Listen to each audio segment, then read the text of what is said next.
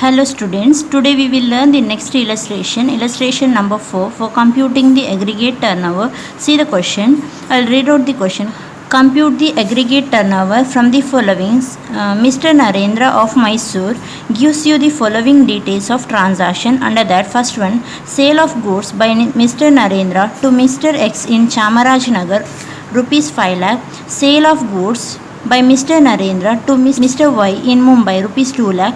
Sale of goods by Mr. Narendra to XYZ company in Bangalore, rupees 1,50,000. Goods received by Mr. Narendra from unregistered dealer, rupees 10,000. Goods supplied by Narendra to a job worker in Mysore, rupees 1,50,000 and returned after completion. Supply of services to Mr. B and it is chargeable to tax, rupees 4 lakh at zero rate.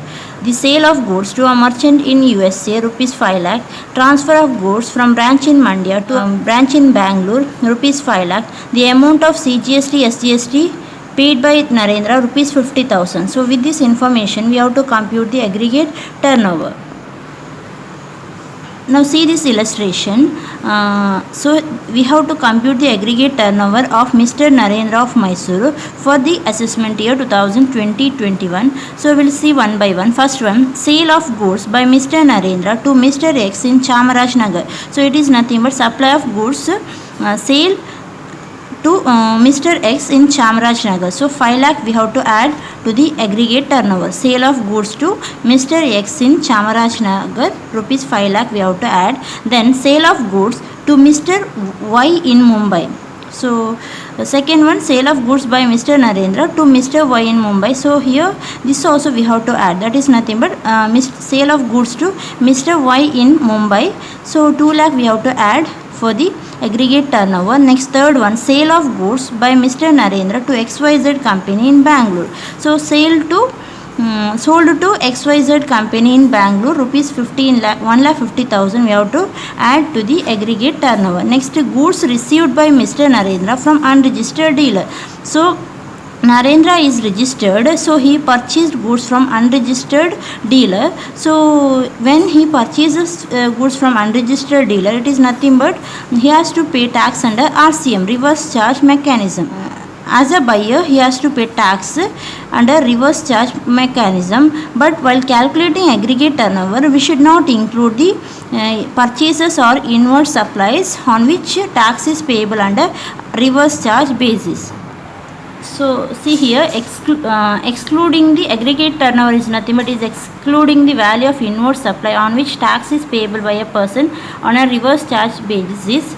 So here, while calculating the aggregate turnover, so goods received may be from unregistered dealer or a registered dealer, both are not taken for the aggregate turnover. So here we are calculating turnover is nothing but sales. We are calculating the total sales. You should not include the purchases. So goods received by Mr. Narendra from unregistered dealer, so it is excluded. It is not.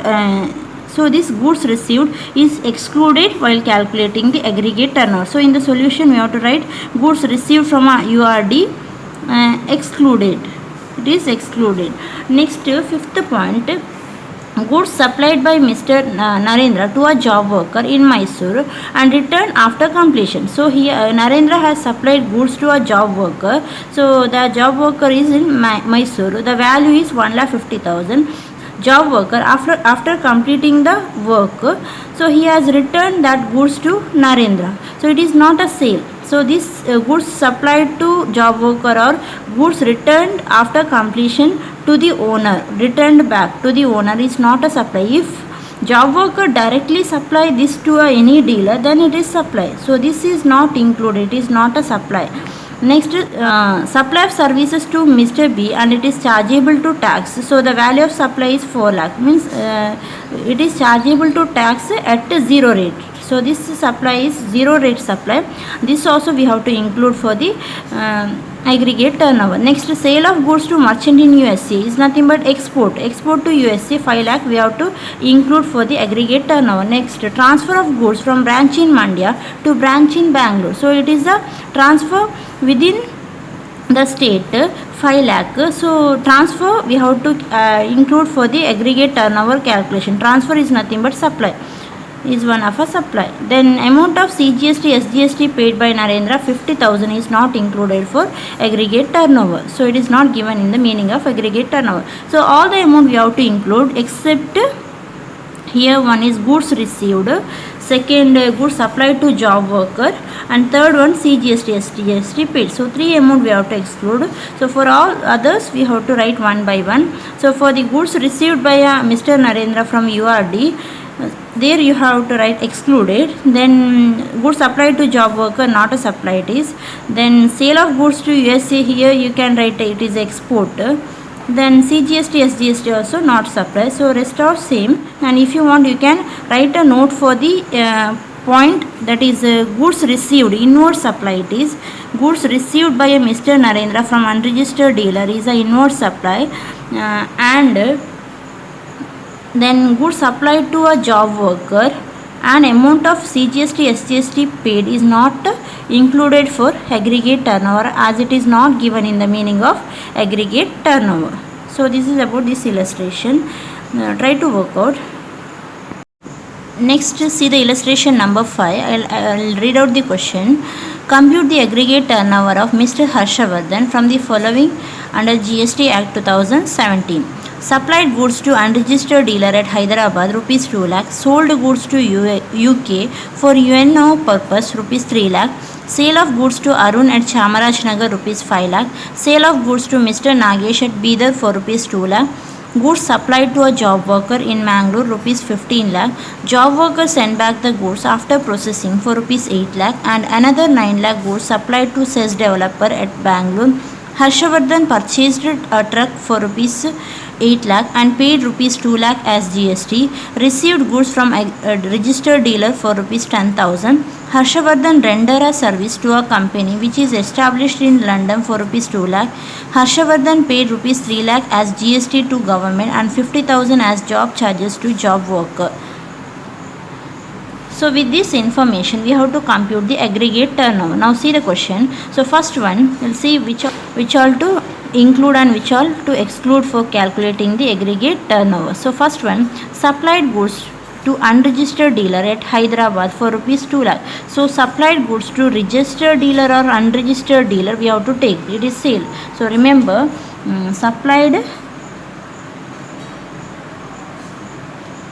goods to registered or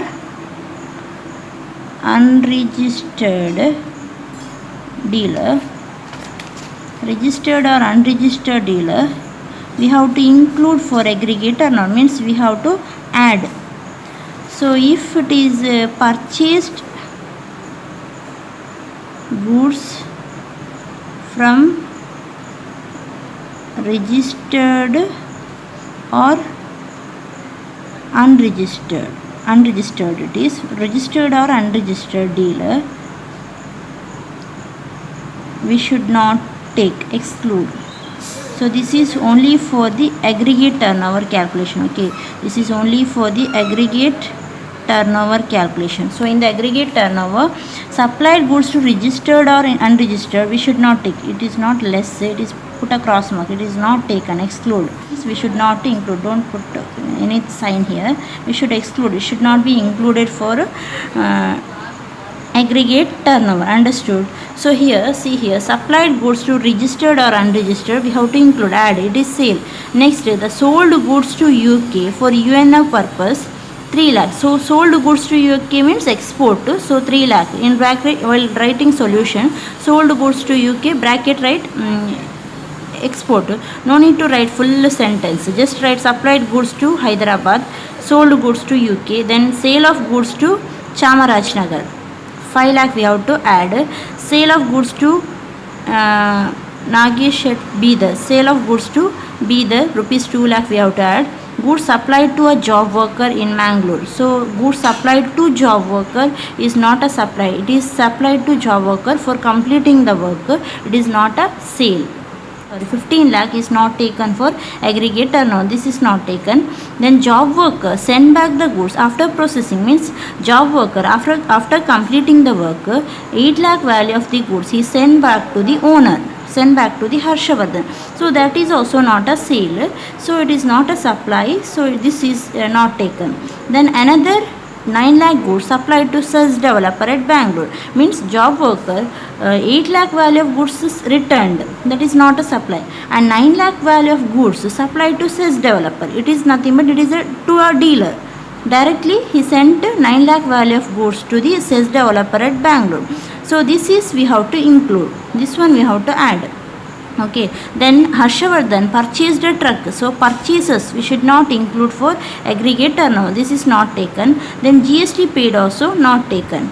Then received goods from registered dealer. Received goods from unregistered or registered dealer we should not take. Supplied goods to registered and unregistered we have to take. So this one we should not take. Next, Harshavardhan render services to a company which is established in London. So Harshavardhan renders service to London, in bracket write export. So export of service it is 2 lakh we have to include. Then Harshavardhan paid 3 lakh as GST to government. So GST paid is not taken for aggregate turnover, and 50,000 as job charges. So this is also not a sale. So it is not included for the aggregate turnover.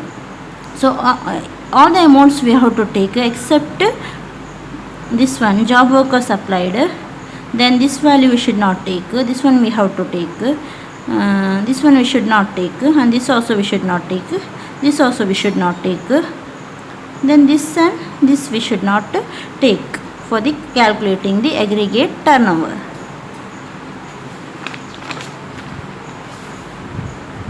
So you can directly write here the goods supplied to job worker in Mangalore, not a supply. Send back the goods after processing, not supply. Then goods purchased, Harshavardhan purchased a truck and GST paid excluded. Received goods from registered dealer excluded. So even you can write here or you can write a note also. So that much is a solution. Try to work out this illustration.